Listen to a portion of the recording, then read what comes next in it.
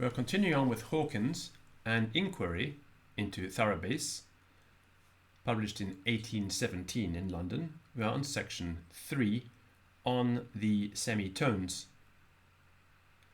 Between each tone in the octave, it is generally allowed, there is a semitone, and the octave, when thus divided into semitones, has been usually thus given: C, C sharp, D, D sharp, E, F, F sharp, G, G sharp, A sharp, B, C.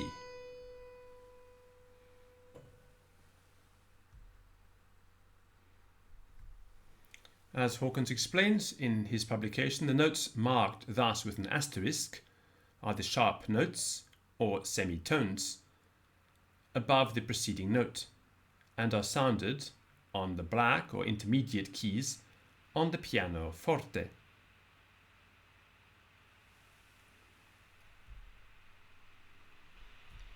Now, in this, it is plain that C and D must be whole tones to each other, because there is a semitone, C sharp, between them.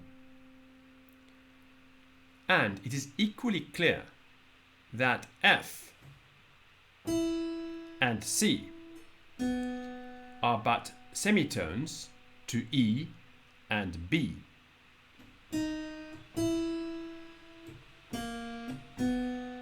Because there is no semitone between them.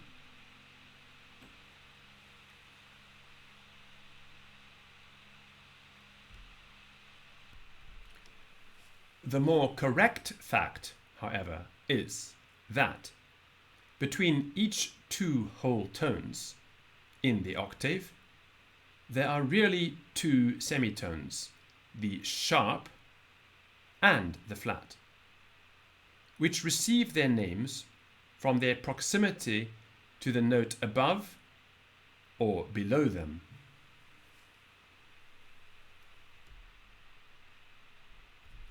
For instance, C sharp, there's C, C sharp, is a semitone above C.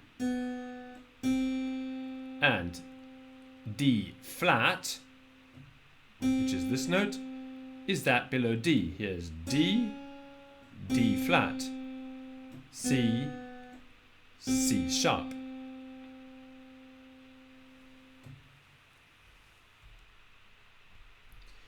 Chambers, in his dictionary article semitone, has said that the compass of the greater semitone, by which he must be supposed to mean the flat semitone, because that is the most distant from the note below it, is 5 commas, and that it leaves behind it 4 commas. In other words, dividing the space between two whole tones into 9 commas, or 9 divisions of tone, the flat semitone would be 5 commas above the note below it, and 4 below that above it.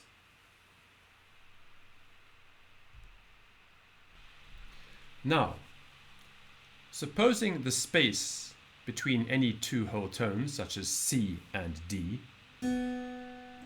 for instance, to be thus divided into 9 parts, 4 of these would belong to C sharp, and at the 5th would occur D flat, so that D flat is 4 of those divisions below D natural.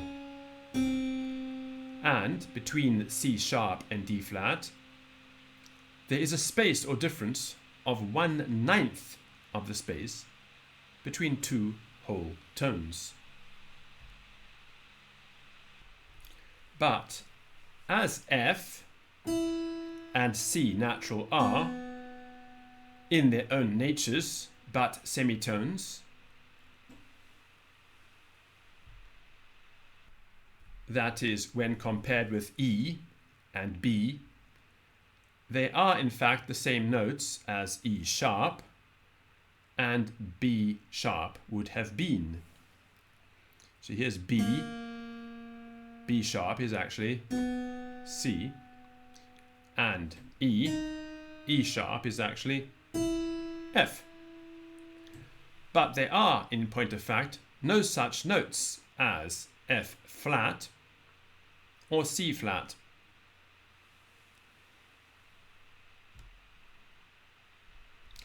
The correct scale would therefore be thus: C, C sharp, D flat, D, D sharp, E flat, E, F, F sharp, G flat, G, G sharp, A flat, A sharp, B flat, B, C. Both of these semitones can never be used at the same time, but it must be either one or the other. And the characteristic mark of a sharp or a flat will precisely ascertain which should be taken. The disparity between the two semitones is, however, so very small that it is scarcely perceptible to any but very nice ears, and as the introduction of a key for each semitone would tend much to encumber the instrument by enlarging its size and making the keys so much more numerous and complex, the pianoforte makers have provided only one and the same key for both these semitones, between which, therefore, they make no distinction.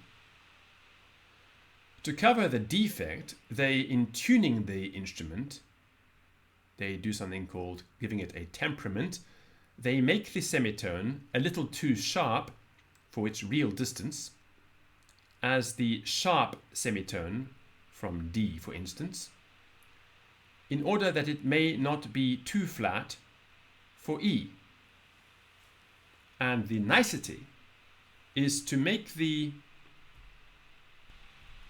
key for the semitone in an equal degree too sharp for the sharp and too flat for the flat semitone, so that the semitones are all in reality, but not perceptibly to common ears, a little too sharp for the sharp and too flat for the flat ones.